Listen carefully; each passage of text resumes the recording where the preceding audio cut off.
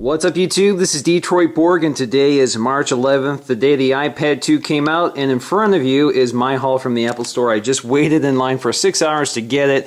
So let's see what I brought home. So we have a white iPad. This is 64 gigabyte GSM, so this works with AT&T in the US. And then we have a black version. This is also a 64 gig GSM version that also works in the US. So we're gonna make the white iPad the star of the show. And we also have a leather cover. This is the white color. And we have the digital AV adapter, which I'm gonna demonstrate in a later video. So these will be separate videos. I'll set those aside and let's focus on the iPad. So on the front we have the iPad in profile, again emphasizing its thinness. iPad on the side, Apple logo on the bottom, iPad on the other side, Apple logo on the top. On the bottom we have some of its information, so we have 64 gigabyte 3G version. Alrighty, let's crack this open.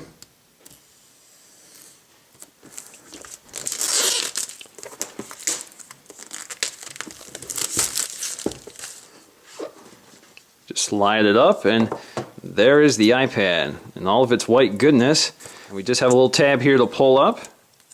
It's wrapped in plastic, quite thin. Notice that even though it's white on the front, it still has this black bar on the bottom and the buttons are still black. So is the Apple logo. Wow, is that thin? Jeez, okay. Well, let's look at what else we got. Oh, so we have a SIM ejection tool. The iPhone 4 never came with this, so that's great. And we have some iPad documentation and of course the Apple stickers. We also have a USB cable. And we have the 10 watt USB power adapter. So if you peel the plastic off here,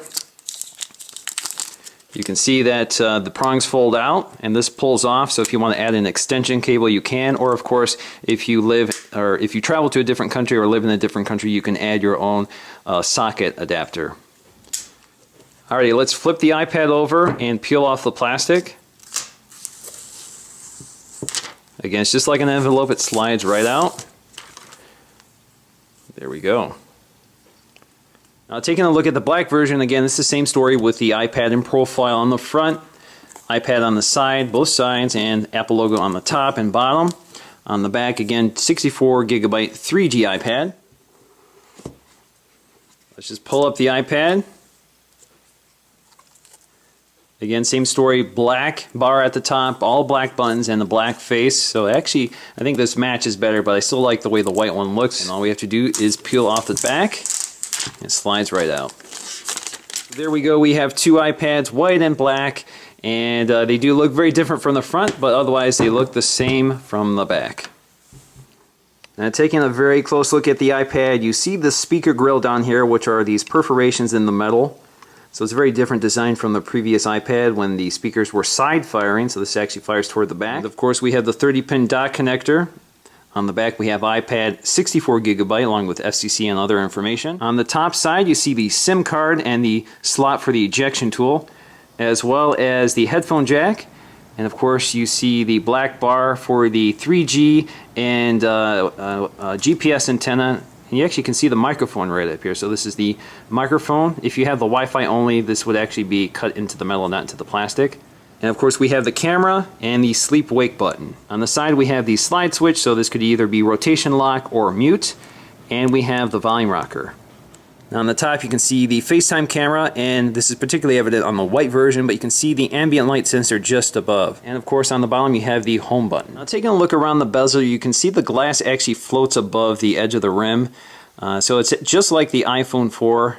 That's why you're able to get this nice edge-to-edge white front glass, except for the black bar at the top here.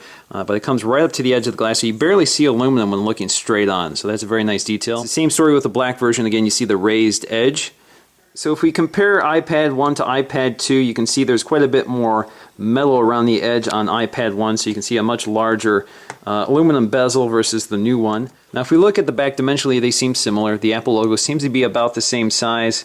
The iPad font is the same, everything is the same, but of course we have the back firing speaker here versus the down firing speaker. And of course we have a camera on the back, and the original iPad had no such thing.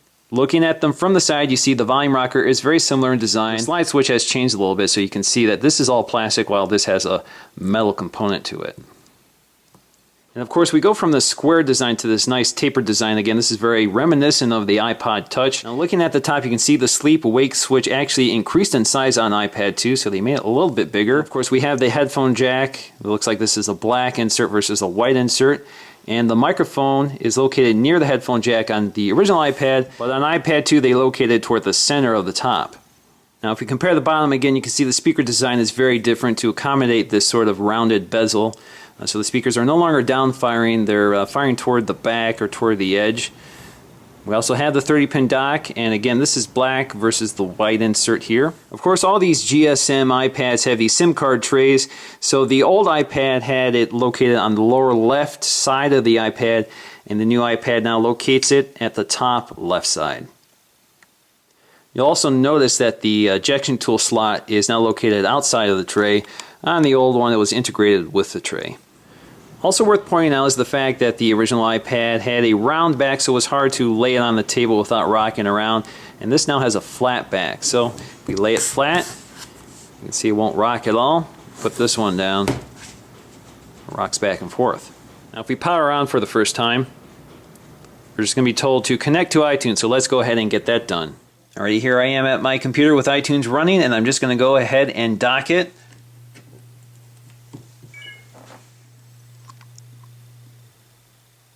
So iTunes comes up and I just have to register. Now I'm just going to enter in my Apple ID. Alright, that's my private information. Click Submit.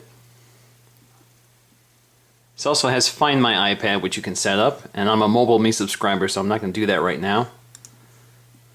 Now iTunes is giving me the ability to restore from a previous backup of the iPad, so I'm going to pick the right one, which is the 3G iPad. iPad 3G. Click Continue. So now my iPad is in restore mode, and basically it's cloning my iPad 3G onto my iPad 2 3G.